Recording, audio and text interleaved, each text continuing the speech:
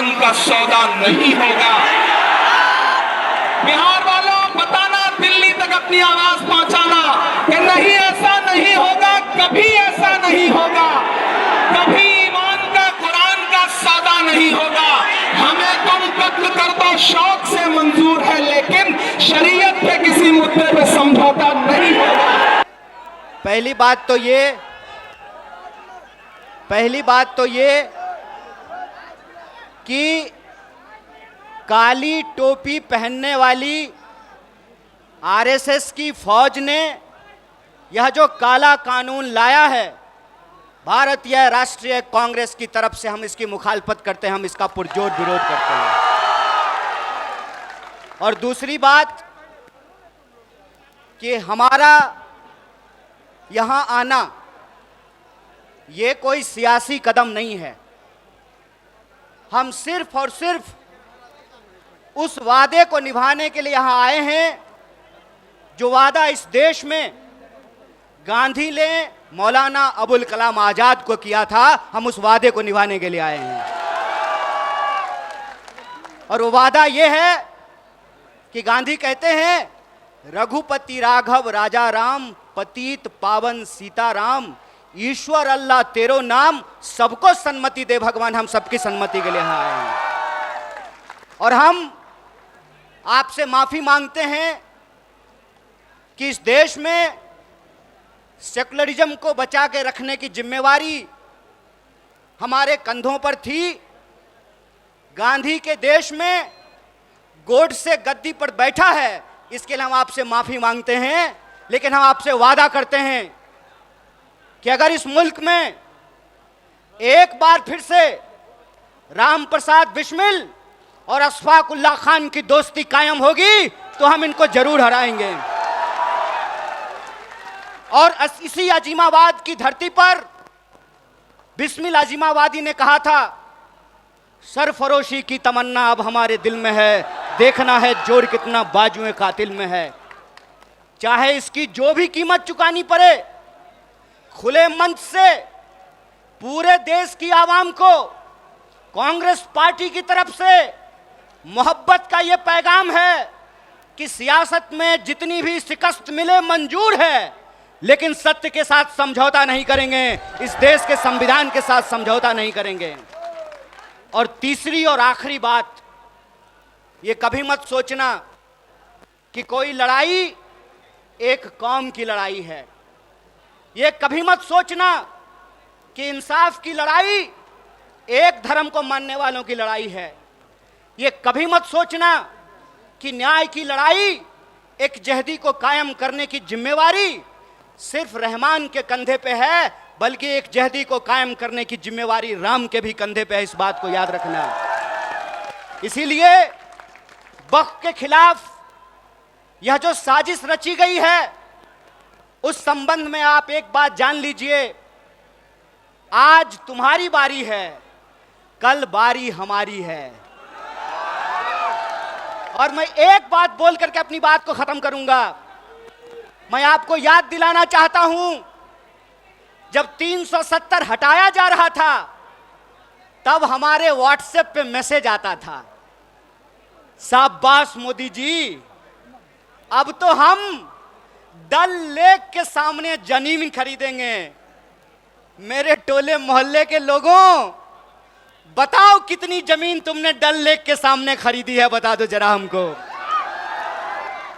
जब CA NRC आया, तब फिर हमारे व्हाट्सएप ग्रुप पर मैसेज आया कि जो घुसपैठिए हैं उनको भगा करके उनका मकान और दुकान हमको दे दिया जाएगा।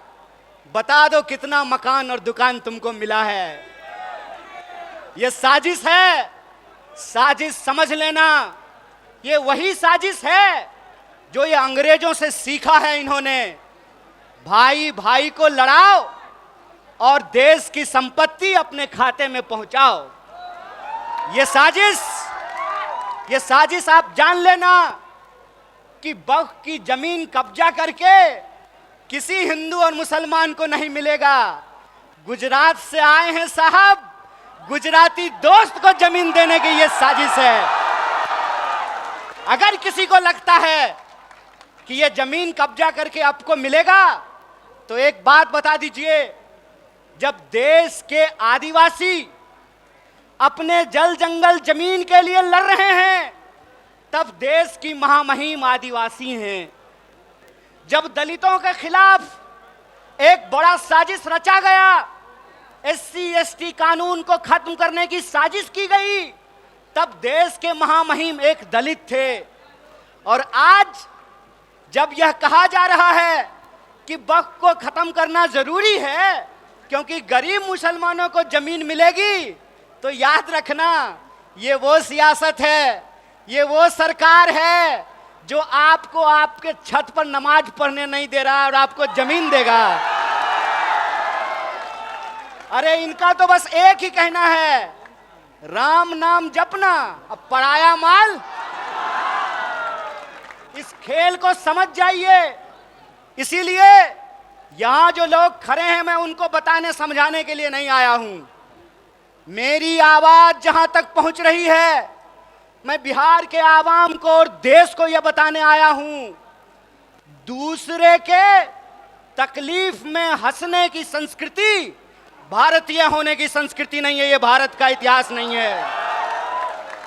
भारत की संस्कृति यह है कि हम अपने धर्म की इज्जत करते हैं और दूसरे के धर्म का भी सम्मान करते हैं। यह भारतीय होने का मतलब होता है। भारतीय होने का मतलब यह होता है कि हम अपने घर में सुख चैन से रहें, तुम अपने घर में सुख चैन से रहो। जो दूसरे के इबादत खानों पर, दूसरे की जगहों पर झंडा गाड़ते हैं, उनके पास ईमान नहीं बेईमानी है। इस बात को याद रखिएगा।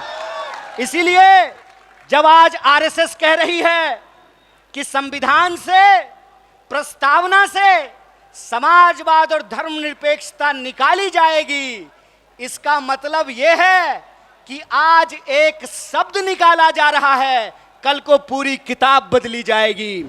इसीलिए ऐ देश के नागरिकों, चाहे आप हिंदू हो या मुसलमान, चाहे आप दलित हो या ब्राह्मण, चाहे आप अगरा हो या पिछड़ा, चाहे आप टोपी लगाने वाले हो या तिलक लगाने वाले हो, याद रखना, ये ऊंच नीच को मानने वाले लोग हैं। इनको आपने गद्दी पर बिठाया है, ये आपसे आपका समानता का अधिकार छीनेंगे, आदिवासियों से जल जंगल जमीन का अधिकार छीनेंगे, पिछड़ों से भागीदारी का अधिकार छीनेंगे और मुसलमानों को इस देश में नागरिक होने का अधिकार छीनेंगे। इसी ये लड़ाई एक कौम की लड़ाई नहीं है, पूरे हिंदुस्तान को बचाने की लड़ाई है और इस लड़ाई में हम सब एकजुट हैं। इमारत शरिया के एक बुलावे पर पूरे बिहार, पूरे बंगाल, पूरे उड़ीसा, पूरे झारखंड के कोने कोने से आए हुए अपने हमउम्र साथियों को, अपने बुजुर्गों को सलाम करता हूं। अगली थोड़ी देर आपसे मुखातिब रहना चाहता हूं। दिल्ली में बैठी हुई सरकार एक बिल लेकर के आई है, वक्फ अमेंडमेंट एक्ट। हम ही को कातिल कहेगी दुनिया, हमारा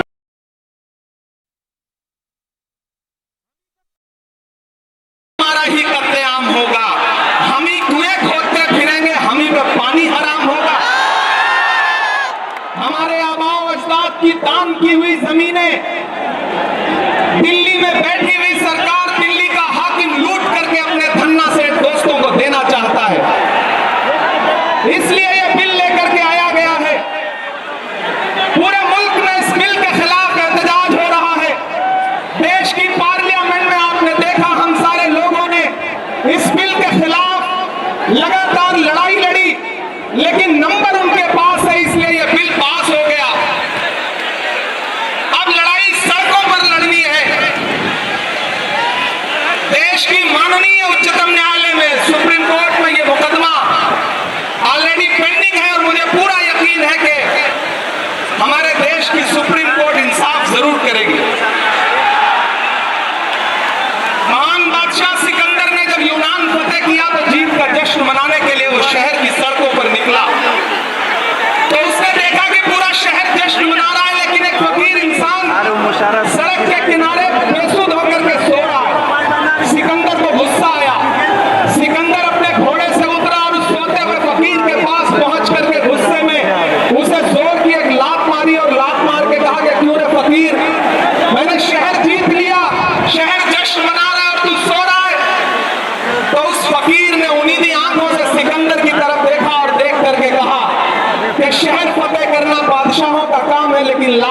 करना गधे का काम है। पिछले 11 साल में इस सरकार ने आवाम को सिर्फ और सिर्फ लात मारने का काम किया है।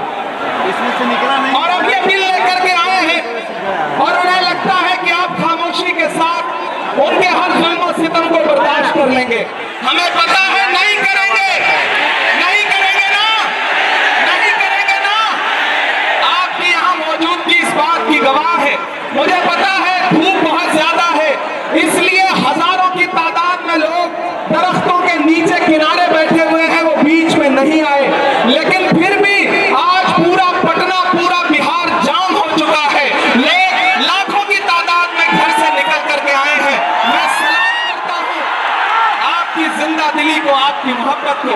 फैसल रहमानी साहब के एक बुलावे पर मैं उनको भी सलाम कर रहा हूं। ये जो नई नस्ल है ये पानी की तरह बह रही है।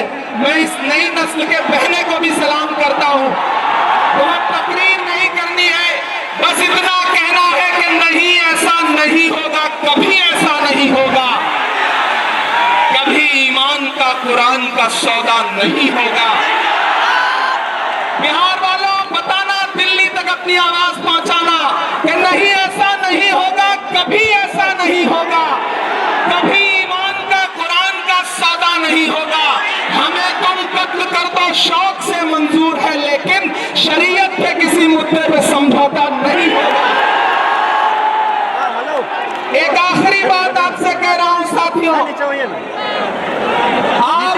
एक चीज ध्यान में बिठा के रखना कि अगर ये बिल लोकसभा में आया और इसकी हिमायत में अगर 250 से ज्यादा वोट पड़े, 288 वोट पड़े, तो इस बिल की मुखालफत में लोकसभा में 232 वोट पड़े। लोकसभा में मुसलमान सांसद सिर्फ 24 है, तो 200 से ज्यादा इस देश के हिंदू भाई, दलित भाई, सिख भाई, ईसाई भाई जो मेंबर ऑफ पार्लियामेंट हैं, वो लोकसभा में रात के 3:30 बजे तक इस बिल के खिलाफ वोट कर रहे थे और आपसे कह रहे थे कि हम आपके साथ खड़े हैं। ये है स्कूल की गंगा जमनी तहजीब। ये जो लहराता हुआ तिरंगा है, इस तिरंगे में जो आग का रंग है और जो उसके ऊपर अमन का रंग है, भाईचारे का रंग है, उसके ऊपर भी जो रंग है, ये तीनों रंग मिलके कह रहे हैं कि ये मुल्क नरेंद्र मोदी जी की जागीर नहीं है, ये मुल्क हिंदुस्तान के हर इंसान का है, हर इंसान का है। और हम अपने आबाओ अजदाद की जमीनों को बचाने के लिए, खानकाहों को बचाने के लिए, इबादत गाहों को बचाने के लिए, कब्रिस्तानों को बचाने के लिए जो कुर्बानी जरूरी होगी वो कुर्बानी देंगे। हम सड़कों पर बैठेंगे। मैं सरकार से कहना चाहता हूं कि जमहूरियत अकड़ से नहीं चलती है, जिल्ले इलाही, जमहूरियत इस किताब से चलती है। यह जो संविधान है जिसे डॉक्टर बाबा साहब अंबेडकर ने अपने खून पसीने से लिखा था, इस किताब से मुल्क चलेगा, किसी की अकड़ और जिद से नहीं चलेगा। नरेंद्र मोदी जी, आपको यह समझना पड़ेगा कि आप हमारी हिमायत में जो बिल लेके आए हैं, हमें पता है वो हमारी हिमायत नहीं बल्कि हमें बर्बादी का सामान लेकर के आए हैं। आपकी साजिश हम समझते हैं, आपकी मंशा हम समझते हैं और हम इस बिल के खिलाफ खड़े हैं। आज यहाँ पटना के ऐतिहासिक गांधी मैदान में बस इतना कह के जा रहा हूँ, वक्त बहुत कम है, बोलने वाले बहुत ज्यादा हैं, बस इतना कह के जा रहा हूँ कि हम आतिशे सोजा में भी हक बात कहेंगे, कुंदन की तरह दहर में ताबिंदा रहेंगे। तारीख बताती है कि हर दौरे सितम में हम जिंदा थे, हम जिंदा हैं, हम जिंदा रहेंगे। आवाज दो, आवाज दो, आवाज दो। इधर से सदाएं नहीं आई हैं अभी।